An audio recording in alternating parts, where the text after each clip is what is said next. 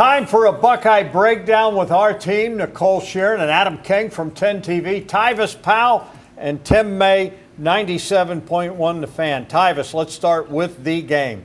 Is this the biggest opener in the Ohio State football history, Buckeyes hosting Texas? Well, I'm 31 years old, so let me start off by saying that in my lifetime, this is the biggest Ohio State opener that I've ever seen. Texas, the #1 team, Arch Manning, some revenge for those guys. Yeah, it's a lot behind this game. So I'm going to say yes, it is. Well, I would agree. I think this is the biggest in my 44-year career, and I can't think of a bigger one.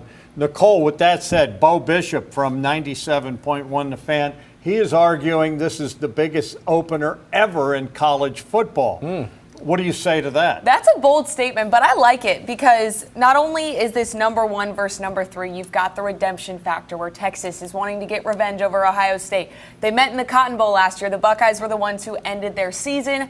Now, obviously, they're starting the year matching up once again. I mean, there are some other great matchups week 1 in college football. You've got Alabama, Florida State. You've got Notre Dame, Miami. You've got Clemson, LSU. But I think Texas, Ohio State, there is nothing that beats that in the country. Dom, we sat here a couple years ago talking about Notre Dame, Ohio State is the biggest opener of all time, and this tops it by 1,000. So, yes, it's the biggest opener. Well, with that said, Adam, Hollywood could not have written a better script. The fact, though, that this game is at noon, does that take away from it? No, I mean, I don't like noon games because I get it. It's cool to see the drone show. It's cool to see all the fans fired up after a long day of having lemonade. It's an exciting time when you have a night game in the shoe. But at the end of the day, a football game is a football game, and I have no doubt that this place is going to be absolutely insane on Saturday. That Indiana game, when Curt Cignetti came to town, it was electric. Think about the Michigan game. It's been at noon forever.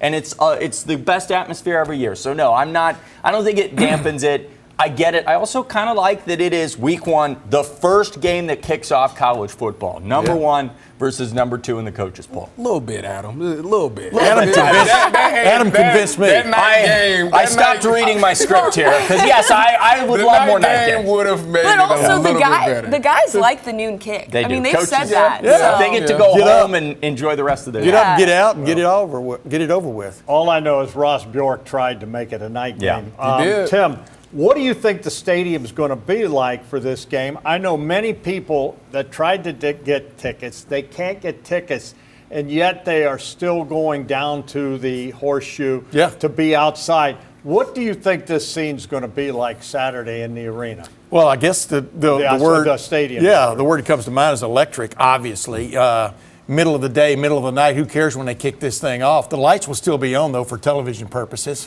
for even lighting. So they'll have that going for them. But it reminds me of. I think it's going to remind me of Ohio State at Notre Dame a couple of years ago, when it seemed like 3 times the amount of people who were going to be in the stadium were there the 3 and 4 hours leading up to the game. And as the game was about to start, tens of thousands of people were leaving to go watch it on television. So you have that kind of atmosphere. But so much at stake. Like I said, I'd rather see this game October 30 than August 30. It's still going to be a hell of a football game. You know what I think we might see? I remember when we were in Tempe and Ohio State won the national title of Miami there, and I just remember how many Ohio State fans were outside Sun Devil Stadium that couldn't get in. We stay with you, Tim. How do you think winning a national title a year ago changed Ryan Day? Is he different in your mind? The cliche answer would be to say he's mellow, he's more laid back, whatever. I think, especially the last several weeks, he's been the opposite of that. He's been very intense. He understands. I mean, you've got that weight off your back, but the weight really never leaves when you're Ohio State head coach, and especially in a game, this is bragging rights, man. This is as much Ryan Day against Steve Sarkisian as it is Ohio State versus Texas. And I think he really kind of relishes this matchup, and he understands what's at stake. You got a new starting quarterback. You've got a revamped defense, 8 new starters. He understands the challenge involved. You don't want to ever be embarrassed in your home stadium, and so I think there's a lot going on there from a pressure situation. Adam, how bad does Texas want this game? How much payback? Because let's face it, Buckeye Nation, Ohio State went into the state of Texas, played them in Dallas, beat them 28-14. I still remember the scoop and score. Thank you, Jack Sawyer.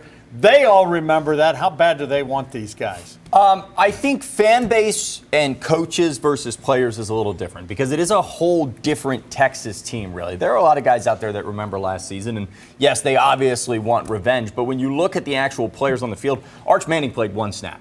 When you look at this offensive line, none of those guys played against Ohio State, or they played a few guys, but that's it. This isn't the exact same core for Texas. Now, the fan base, they remember Dom Tiberi walking in an airport teaching someone how to do horns down. They've got pictures of it up on the lockers. Yeah, they have that. And that's their motivation. And the problem is when you do horns down and then you win the game, you can't say anything. And so Texas fans are frustrated by that. Obviously, they want to win. But I don't necessarily think that the Cotton Bowl from last year is a motivator because you don't get a Cotton Bowl if you win this game. If this was a playoff game, if this was a championship game, you could say, yeah, they took this from us last year. At the end of this game, whoever walks up, they're going to go to week 2, and nobody's going to have a trophy, but somebody's going to have a lot of confidence. Don't kid yourself. That's all Sarkisian's talking about. You could say whatever you want. They said, and I quote, as a former player, that's all they're talking about, the way they got their butt kicked. You think us losing to Virginia Tech, you didn't think that was on our mind? Motivation. Yeah, but that was a lot of the same returning players. But a lot of those What you mean? Also, I'll say this.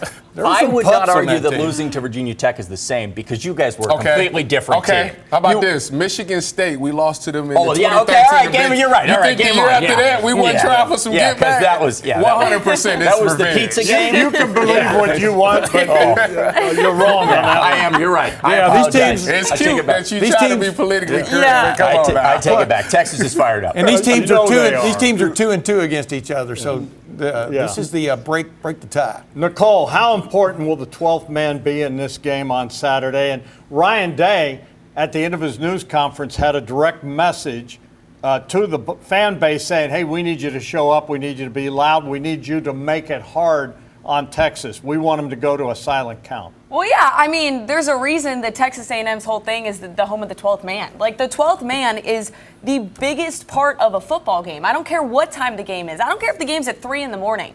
If the fans show up, that is going to be a huge difference maker. And they're adding this whole new thing now where fans get a Buckeye if you have an influence in the game. More of an incentive, why not? But no, it's going to be huge. I mean, think about when fans cause a false start. That's iconic. Yeah. That gets everybody hyped. The fans make a huge impact. And we've heard, I mean, every team who comes to the shoe say it is so hard to play there. Dylan Raiola from Nebraska said that was the hardest place I've ever had to play. There's a reason why those guys say that. And that was a noon game. Yep. Yeah. Tyvis, let me ask you this. Apparently, according to this man, the Texas guys don't care that much. But I don't care. I don't care that the Texas guys care. All right. All right. Well, that's I don't more know. That was the exact saying. quote. Anyways, for the Buckeyes, you get another crack at these guys. How pumped are the Ohio State players to go out? Because as Tim May, it's 2-2, and they, this is the biggest game there is. I would think Ohio State wants to beat these guys again. Yeah. I look at this game as a legacy game for this team. Tim May pointed out that the all-time record is 2-2. So this is a chance to put Ohio State over the hump when you talk about going up against Texas. Then on top of that, you feel disrespected a little bit because you're looked at as the number 3 school, and you just came off a national championship. And you're favored by 2 by Vegas. Exactly. So this is a chance for them to right that wrong, and I think to get that respect that they deserve. Also, there's a lot of guys that's going to play in this game that didn't play against Texas last year, and all they're going to talk about is, oh, y'all won because y'all had these guys. Those guys are gone now. What are you going to do now that it's your time to shine? So it's time for those guys to write their own history and make their mark in Ohio State history. So this is a huge game for those players out there, and I expect dominance. All right, here we go. For all of you, who wins, why, and your score? Starting with you, Adam. I think that this is going to be a very clunky game. I think when you have two teams starting off the season, it just is. It happens all the time. We see Ohio State play Akron sometimes, and they struggle out of the gate in the first 2 quarters. So I think it's going to be low scoring. I think they're dominant defenses. I think Ohio State gets the win 24-17. I think they start to pull away there in the second half. But I think this first half could resemble that Ohio State-Notre Dame game. And if you remember that one, it was slow out of the gate. It was offenses trying to find their footing. I think Matt Patricia is going to have a lot of fun out there. And I think at the end of the day, the best player in college football is not number 16 in burnt orange. It's number 4 in scarlet, and I think that wins this game. And the second best player is number 2 in scarlet, and I think that helps. Nicole, how do you see it? I totally agree that the Buckeyes get the win. I think that these two teams are very evenly matched talent-wise. And I agree that it's going to be clunky. It's going to be messy. It's week 1. What do you expect? But I think Buckeyes are going to have the edge because they know what it takes to win these big-time games. Yes, both quarterbacks getting their first start. But it doesn't matter. Like Adam just said, Buckeyes are home to some of the best players in college football. Not only Jeremiah Smith, you've got Caleb Downs on the defensive side. They're going to have the edge there, and I think they win this one 24-21. But trust me, it's going to be a dogfight, 100%. Tyvis. I look at this game as, I know a lot of make on this game is how the quarterbacks are going to play. You got Julian Sayin versus Arch Manning.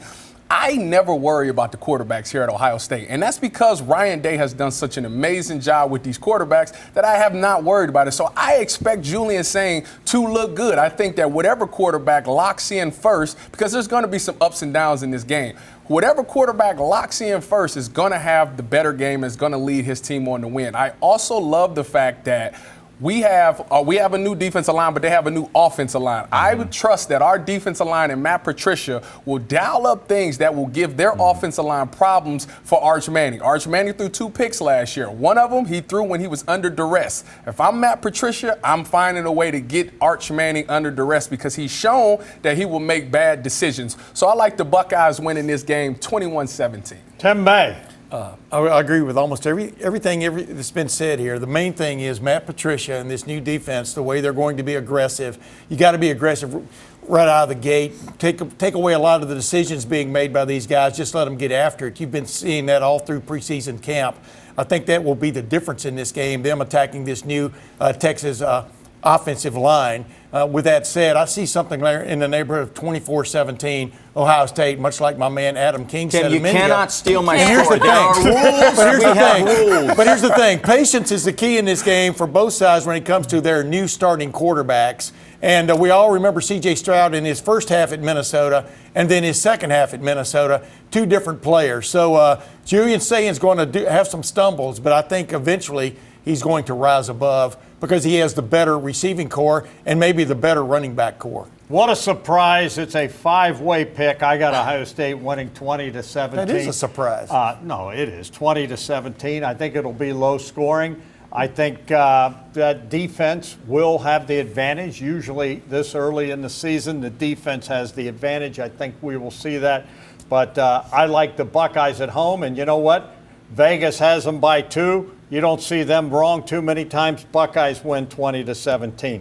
All right, that's going to do it. Keep it on 10 TV, 10 TV Plus, 97.1 The Fan for all your Buckeye coverage needs.